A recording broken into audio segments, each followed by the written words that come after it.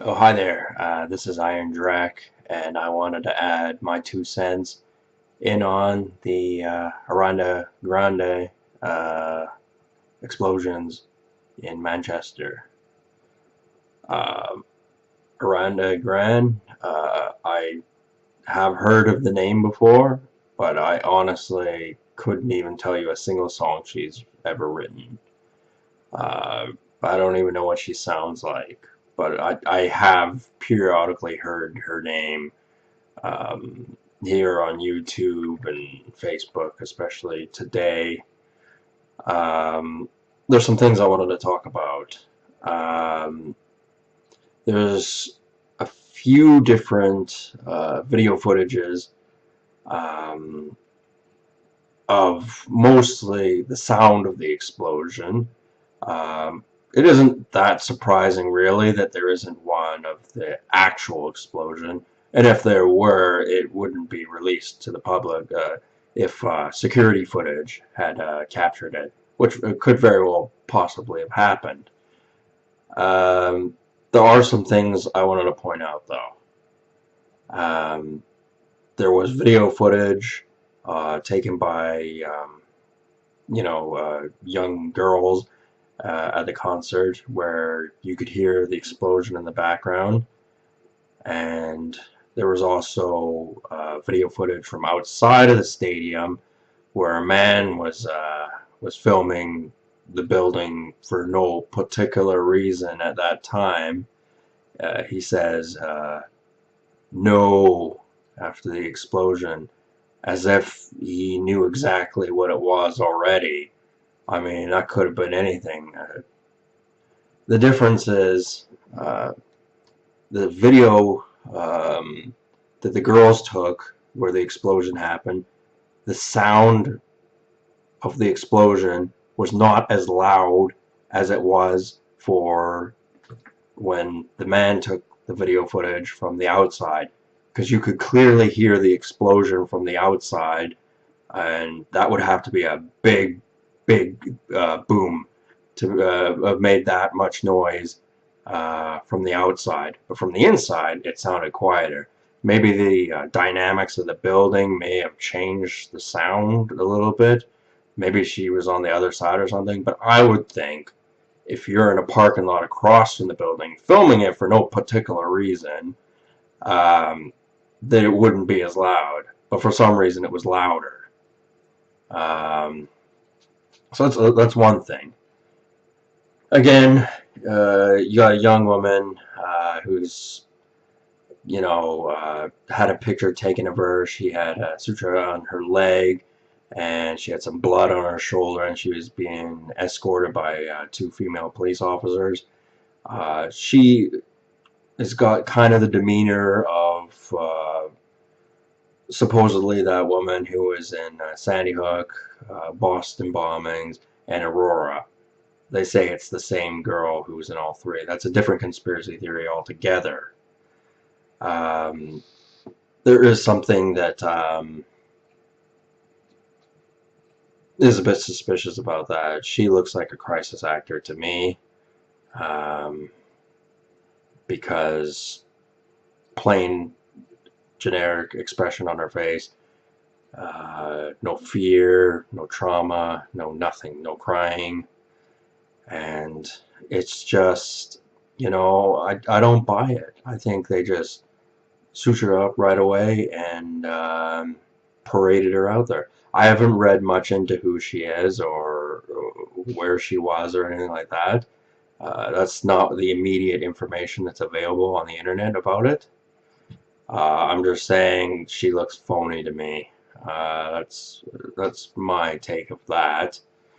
Another thing is an explosion that could, at this point, as far as I know, 22 people have been killed and 59 injured. That is a significant explosion. Uh, this is a concert we're talking about in Manchester. Now, the Brits, it is well known that mostly during sporting events and the such, that They have a bad reputation for bringing things like darts. They used to throw darts across the field, and you could be sitting on the other side, and a dart could just come flying and land right on your head. They throw batteries, beer bottles, all sorts of things, and there'd be brawls all the time and things like that. And how this is relevant to the Ariana Grande thing is that there's no way you can get in there without being frisked. Hell's bells! You can't even go to a CFL football game. You know, nothing compared to the pop artist, the music industry, without being frisked. You get caught with going in with a beer into a CFL game, and you're going to get that confiscated from you. How did this person, the suicide bomber, get in there with a weapon powerful enough to kill 22 people? If it was a Muslim extremist, which some people are suggesting, I'm actually not totally convinced it was, and I'll get to that in a minute. But how did they build a weapon small enough to bring in and avoid detection of being frisked? Because look, let's look at it this way: a pressure cooker. That's probably the easiest way to make a bomb. I don't know how to make it. I'm just assuming, because I mean, I just remember those idiots in Victoria, Vancouver Island, who were, I think they were junkies too or something like that, and they tried setting off one of those things in Parliament. And if idiots like that could know how to do that, then I guess it wouldn't be too far-fetched. But even that is like the size of it's bigger than a soccer ball. And you go, well, that isn't that big.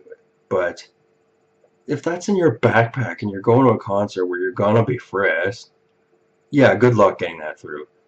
Uh, I don't buy it. And not to mention, like, it wouldn't have been that type of bomb, because those things are noisy. They're not just, it's not James Bond, this tiny little thing the size of a, the pen in GoldenEye, where you click it a few times and it explodes. This is an MI6. They just, Muslim extremists, they're not that good at making bombs. They know how to, but they don't know how to make sophisticated, tiny little bombs that would be what you would need to get into a concert of this type. I think this is an inside job. I think it's false flag. I think it is fake news. And that's another thing. Fake news doesn't necessarily mean American news. Fake news can be anywhere. They're always faking news. I think it was, it could have been MI6. It could have been, I don't know, maybe the IRA.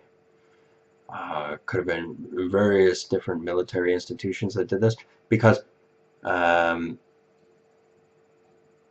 it just couldn't be done otherwise. Bombs can be made to a small enough size to be smuggled in, hypothetically, by trained professionals into a music concert of that type. I'm not saying that can't be done. I'm just saying some refugee coming from a war-torn country, an extremist,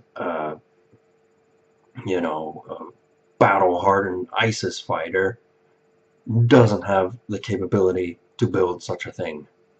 And if they do know how to make bombs, which I guess some of them do, they would not be able to make one compact enough to have been able to smuggle it into a Ariana Grande concert. Can't even say her name right. I can't even be bothered, because her little tweet about how she was sympathetic, something about the tears from the bottom of her heart, and she doesn't have the words to explain. Yeah, right. You're just mad because you don't look good that this happened at your concert. And then they made a point of going, oh, she wasn't hurt or anything like that.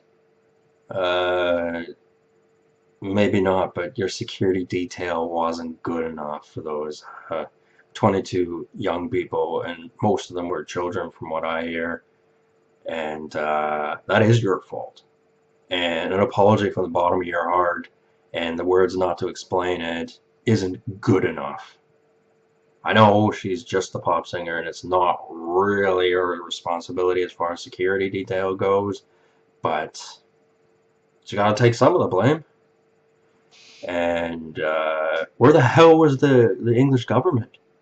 How in the fuck did that happen? Like, I'm completely baffled. How did that happen? Um, in this day and age, when they're letting all kinds of people cross the border, I think it was a covert mission for false flag to blame Muslim extremists.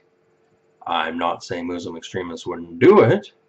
I'm just saying they're not smart enough to build a weapon capable of doing that and bringing it into there and not looking as suspicious as hell doing it.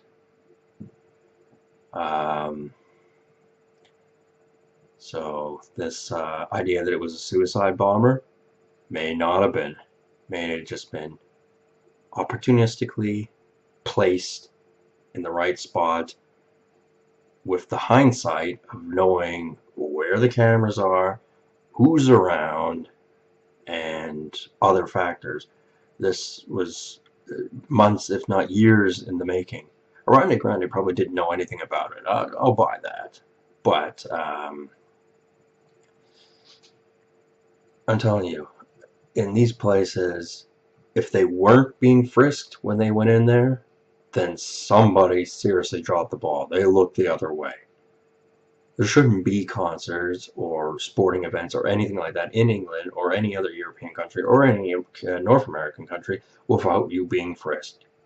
There's just too much room for bad things to happen. I was just at Disneyland, and my dad he brought a bottle opener with him for no particular reason. He just did, and my brother had to go return it to the car.